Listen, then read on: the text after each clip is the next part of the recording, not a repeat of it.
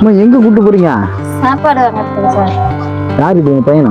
எங்க பையன் தான் சார். மனவளத்துல பசிக்குதுன்னு சொல்றான். அவன் சொல்ல மாட்டான், நம்மளாதான் ஊட்டு விடணும். என்ன வயசு அது? அவனுக்கு 24 வயசு ஆகுது. பேரு மணிகண்டன். மனவளர்ச்சி இல்லையா? மனவளர்ச்சி. கை வராதா? கையும் வராது, காலும் வராது. எங்க இப்ப கூட்டு போறீங்க? கடைக்கு சாப்பாடு வாங்கி கொடுக்குறேன். உங்க குழந்தைங்களுக்கு தான் சாப்பாடு தரேன், வாங்க அவனுக்கு சேர்த்து தரேன்.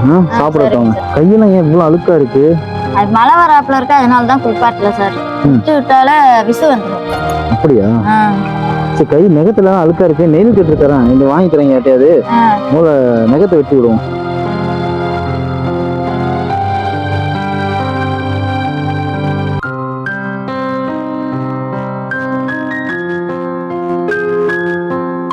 இதுல புது ட்ரெஸ் இருக்கு, இப்ப போய் எடுத்து வந்தது. மாத்துங்க, அழுக்கு ட்ரெஸ் எல்லாம் போடாங்க. பரவாயில்லம்மா, போட்டுருங்க.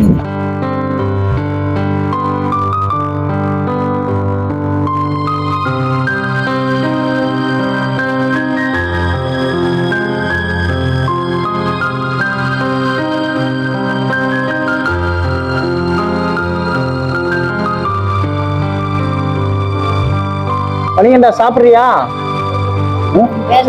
சாப்பிடுவானா?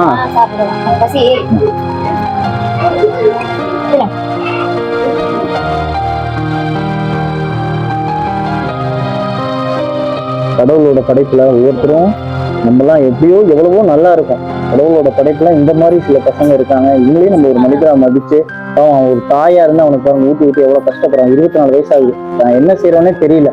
இந்த மாதிரி பசங்களை பாக்குறதுக்கு நம்மளால முடிஞ்ச உதவி செய்யணும்.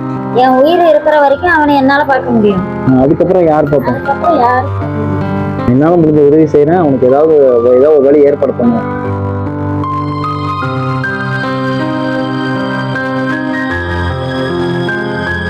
கடவுளோட படைப்புல எவ்வளவு குறைபாடுகள் பாருங்க. நம்மளெல்லாம் கடவுள் இவ்வளவு நல்லா படைச்சுதான் நினைச்சு கடவுளுக்கு நன்றி சொல்லிடணும். நம்ம ஒரு தாயோட கண்ணீர் பாருங்க, மகன் இப்படி இருக்கான்னு நினைச்சு எவ்வளவு ஏங்குறாங்க, எவ்வளவு கஷ்டப்படுறாங்க. கடவுள் நம்மளை எவ்வளவு நல்லா படைச்சிருக்காரு. இந்த மாதிரி சில மனிதர்கள், இந்த மாதிரி சில பசங்க இருப்பாங்க. அவங்களுக்கு நம்மளால முடிஞ்ச உதவி, சாப்பாடோ இல்லை அவங்களுக்கு வீட்டுக்கு தேவையானதோ நல்லா இருக்கவங்க செய்யுங்க, தயவுசெய்து செய்யுங்க. பாவம் 24 வயசாக அவங்க 100 நாள் வேலை திட்டம் பார்த்து தான் இந்த பையனையும் பார்த்துட்டு அவங்க மற்ற பிள்ளைங்களும் பார்த்துட்டு இருக்காங்க.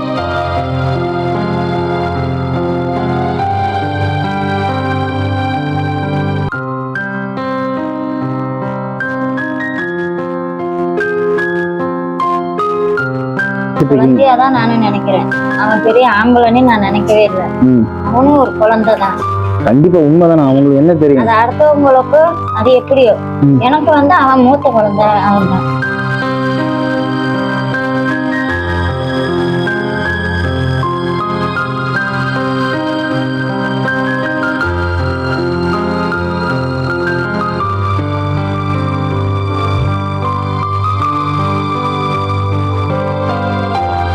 நல்லா சாப்பிட்டோம். நல்லா சாப்பிட்டியா?